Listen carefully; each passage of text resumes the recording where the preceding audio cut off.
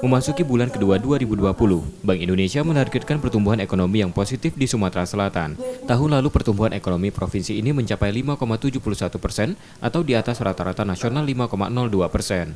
Sementara inflasi juga berada pada level rendah. Pertumbuhan ekonomi Sumatera Selatan masih didukung sektor pertanian, perkebunan, pertambangan, dan industri pengolahan. Sementara tingkat inflasi yang masih terkendali merupakan kerjasama pemerintah daerah dengan tim pengendali inflasi daerahnya. Tahun ini Bank Indonesia menetapkan target inflasi sebesar 3%. Ya, kita terbukti kemarin juga untuk tahun 2019 ini kan Sumatera Selatan ini kalau dilihat dari pertumbuhannya itu di atas dari pertumbuhan nasional. Ya. Sementara dari sisi inflasinya itu sesuai dengan target, bahkan relatif cukup rendah. Ini menunjukkan bahwa kualitas daripada pertumbuhan di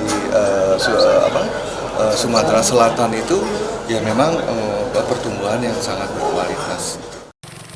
Bank Indonesia diharapkan mampu mengembangkan sumber ekonomi baru lainnya, khususnya pada sektor pariwisata dan ekonomi syariah. BI Sumsel juga mendorong perluasan pemanfaatan QRIS untuk transaksi non-tunai untuk pelaku UMKM sebagai bentuk respon menghadapi era digital.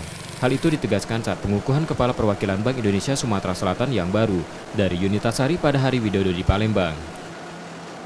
Rizky Nurmizan, Kompas TV, Palembang.